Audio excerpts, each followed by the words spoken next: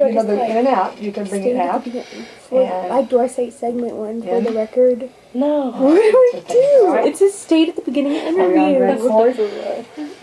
All right, we're recording, girls. You get to start with the first question. Now, yeah, any of the questions up there? What was your rank? I was a corporal. In what branch of the service? United States Marine Corps. When is your birthday? It's July 26, 1929. Okay. So, and where did you serve? Well, I served in the South Pacific majority of the time. I went to, after the war, I went to Japan, China, Philippines. But our division was stationed on Guam during the war.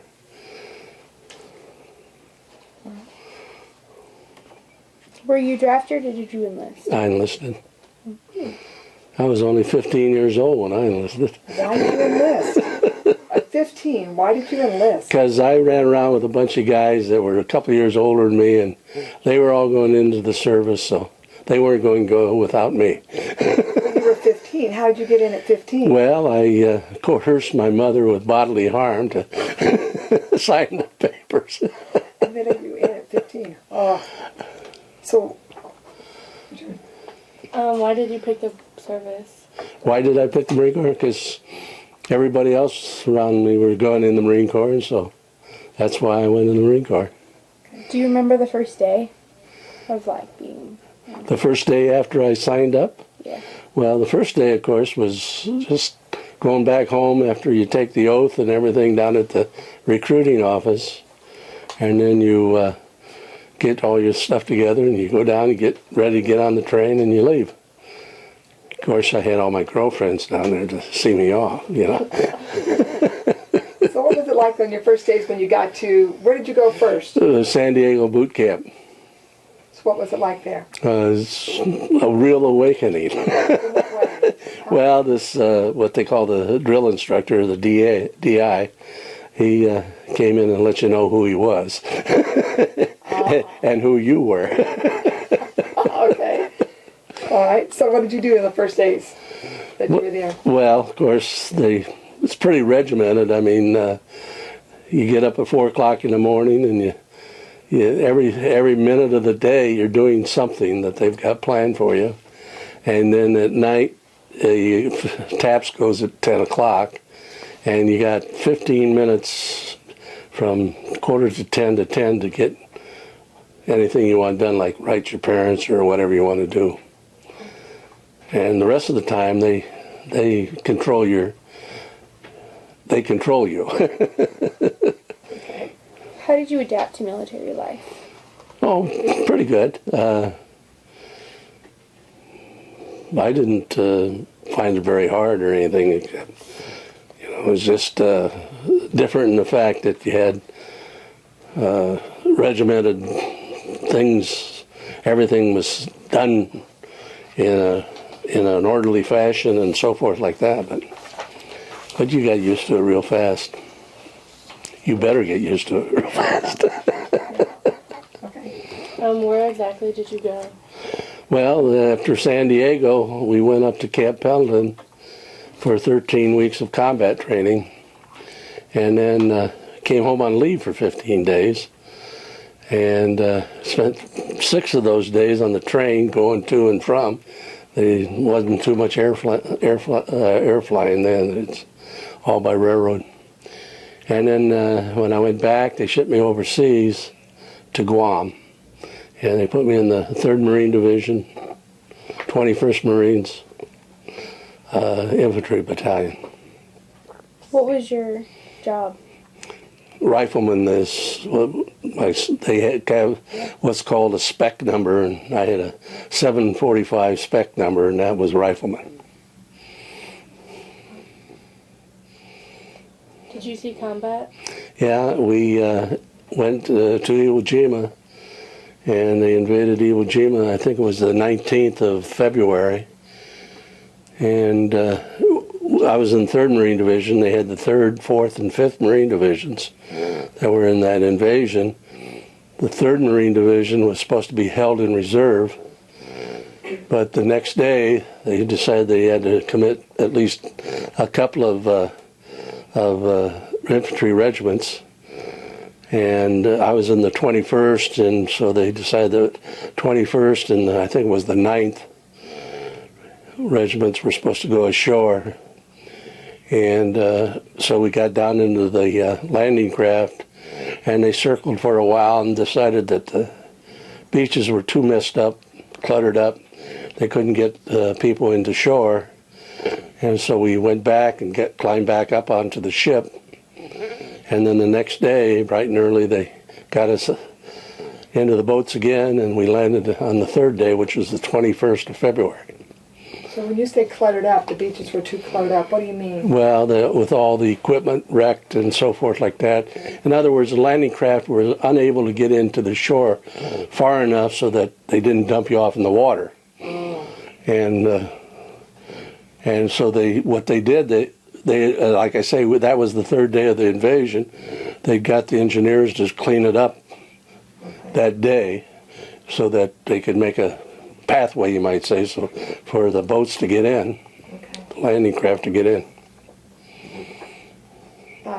Was there any firing as you were trying to get off the landing craft? Well, not immediately. No, not immediately. They started bombarding us. That's where I got hit, probably about 15 or 20 minutes after we landed. And so I got taken back off and put back in the holding area with, I guess you'd call it I don't know where all the medics are and so forth, and waited, and they put you back into an LST, and they take you. Was taken out to the hospital ship, the USS Samaritan. Where did you get hit? In the hip by bombardment from a shell. Shrapnel? Mm-hmm. Okay. So how long were you on the hospital ship then? Well, we went from, they left before the famous flag raising that everybody knows about. Okay, I was going to ask you about that. I didn't even see that.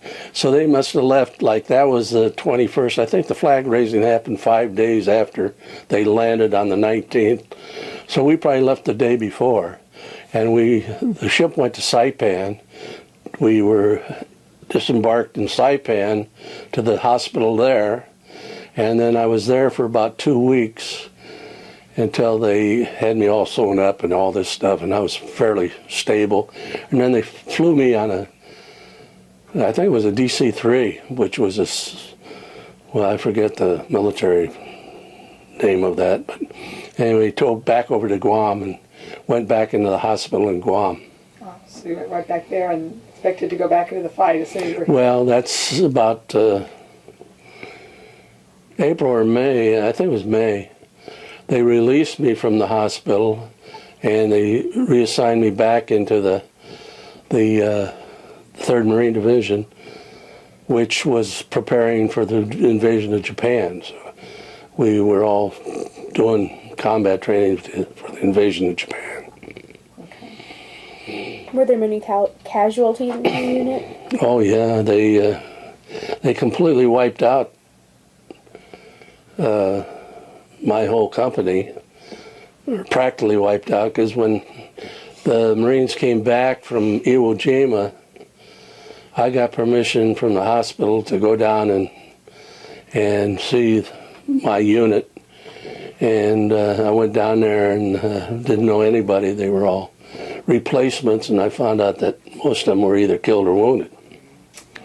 And it turned out they ended up with over 6,000 dead and 18,000 total, well, 12 more thousand wounded on that engagement. Can you tell us about a couple memories, your most memorable experiences? Well, I don't know which would be the most memorable.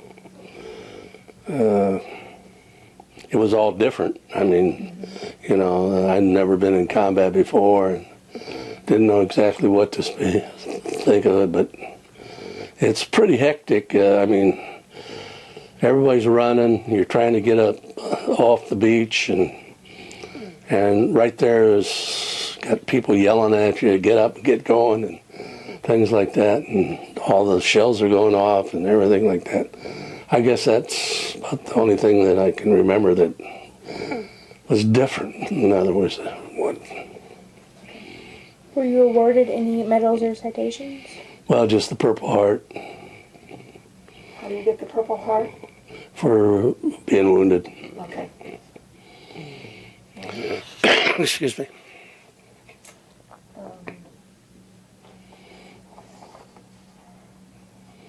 Did you have plenty of supplies? Yeah, we had plenty of ammunition and plenty. Of course, I wasn't on the beach more than 15, 20 minutes, so, I mean, I didn't stay overnight or anything like that, so. How was the food? Did you have plenty of food when you were there? Oh, well, I didn't eat after we landed because I was taken back, and then the next meal I had was on the hospital ship, but they fed us on the troop ships going from Guam up to, that took, 3 or 4 days, I can't remember, to get from Guam up there, and then you're fed on the troop ships. But Okay. Did you feel pressure or stress? no, I was probably too young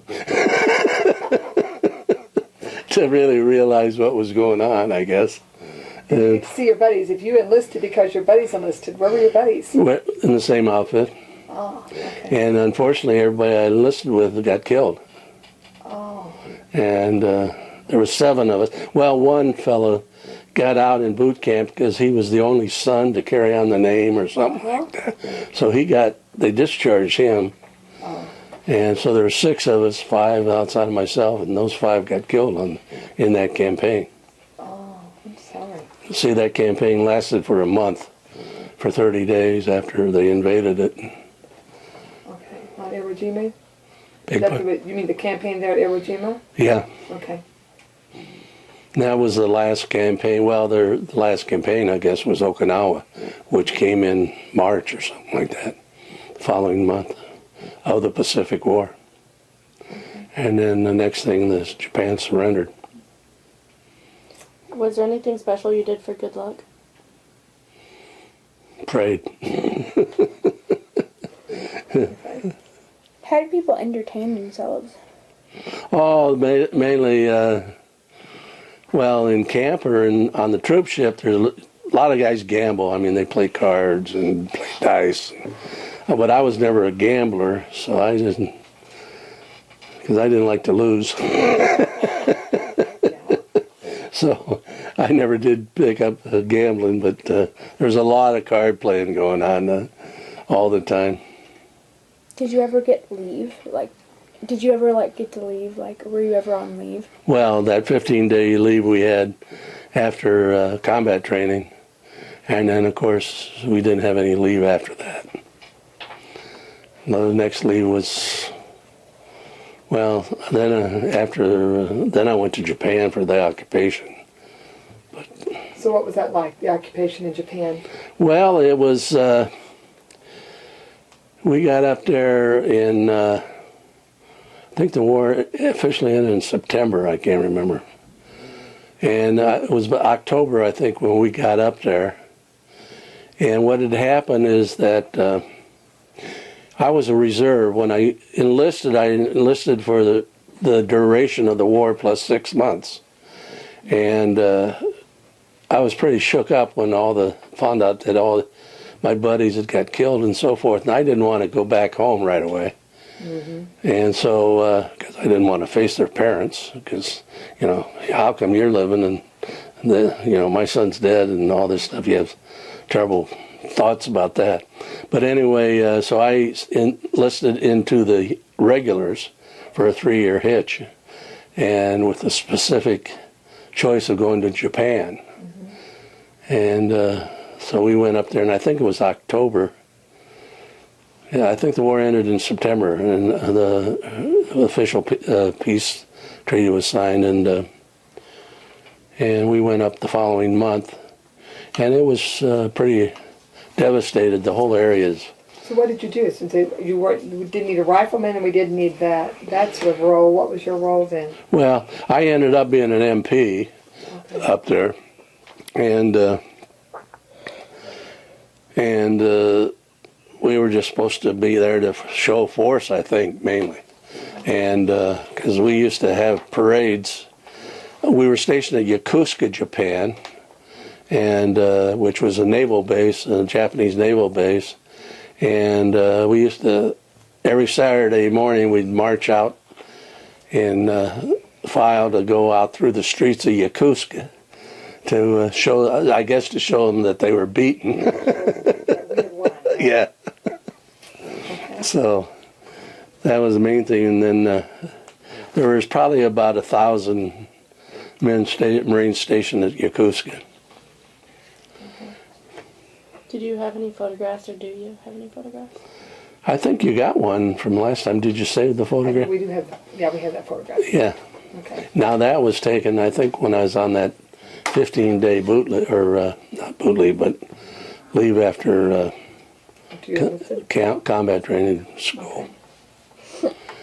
And you can tell I was 15 by looking at that photo. I remember the picture, but I'll look for it. I'm sure I've got it. What did you think of officers or fellow soldiers? Oh, they were fine. They were fine. I never really hated anybody or anything like that. Sergeants, you did you're trained. You did what they told you. And officers, you had very little interface with. It was always the sergeants that you had all the interface with. And first, I never made corporal until I was in Japan, but I was PFC and then a private most of the time. I was private for a year, and then when I listed into the regulars, they promoted me to PFC, and then I made corporal up in Japan. Or no, I think it was China I made. We got sent over to China later on. Did you keep a personal diary? No. Never even took a picture of anything. What was the hardest part about being in the military? Probably the strictness of it, how strict they were. And you just couldn't do anything you wanted to do. You could only do what you were told to do. And you had to obey orders. That was the hard part, I guess. Do you recall the day your service ended? Well, it didn't end until, after I got out the first time, after the 3-year hitch was up, which was in 49, I got out and I joined the reserves again for some silly reason. And then I got called back in the Korean War.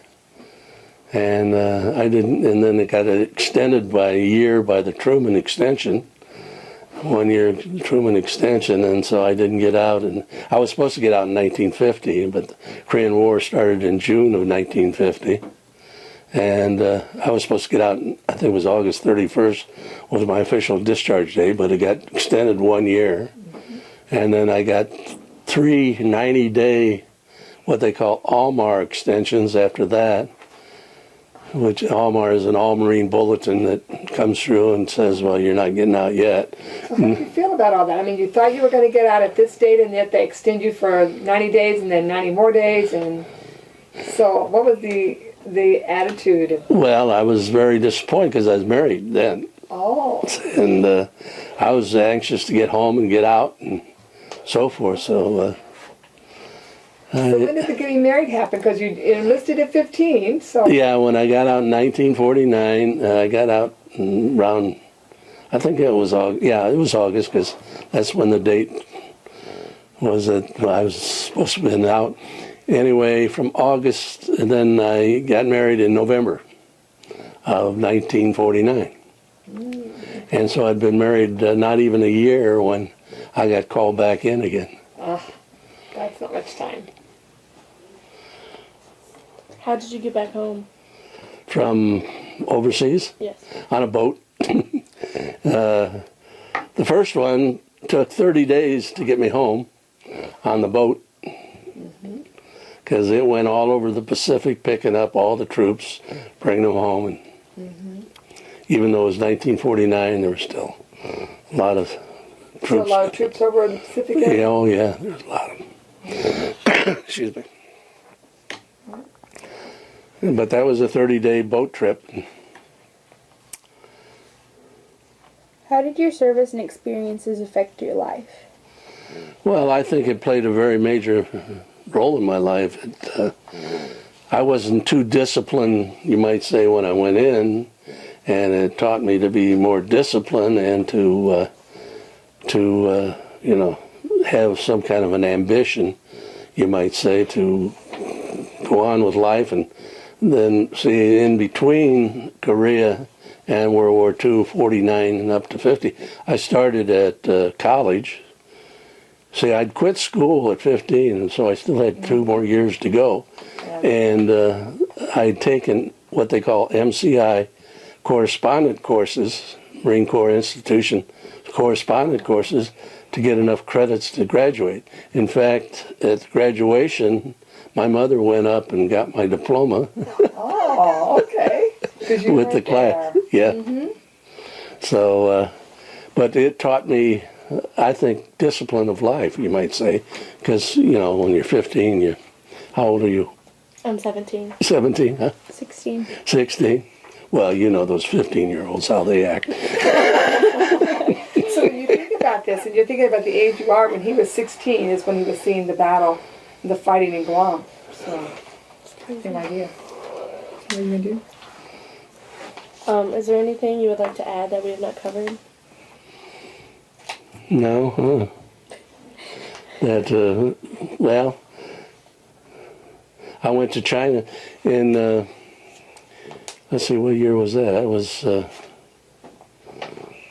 trying to think of the years here, in 46, I think it was. We went to China because the rumor was that the United States was going to fight the Red Army, and the 1st Marine Division was based in China, but they weren't at full strength. So they gathered up a lot of Marines from around the Pacific, and they took about 400 of us from Japan there and sent us over, and we put us in the 1st Marine Division. I was in the 5th Marines there. But then they decided that they weren't going to fight the Red Chinese, I guess, and so they disbanded the 1st Marine Division, and our battalion went down to Subic Bay, Philippine Islands, to do patrol work down there. And I was down there for 18 months till I got out. So what sort of reception did you get when you got out? You were out for good. Yeah, but I never went back home. Oh. I never did go back to Des Moines. I got out at Great Lakes and enrolled in Illinois Institute of Technology, and started the school that September. And then I got called back in the service the following June. So I only had a year there at IIT, but I never went back to Des Moines, only to visit my mother ever occasionally. But I lived in Chicago, and when I got out of the Korean War, my wife was from Chicago, and stayed there, and then got transferred to Cleveland, Ohio on the job, and then Detroit, New York. So I've been all over. Did you ever get a chance to talk to your buddies and their families? You know, you said you Nope. felt bad about going back, but No, I never did. Never did talk to them. And, well, you know, you're not real close to the family. You just know them because you were there one time or a couple of times or something like that. And you know how you are with your school chums. And yeah. you just, I never knew them that close, but I sure didn't want to see them. Right. Any other questions you guys got? Okay. I think we're good. Did you get the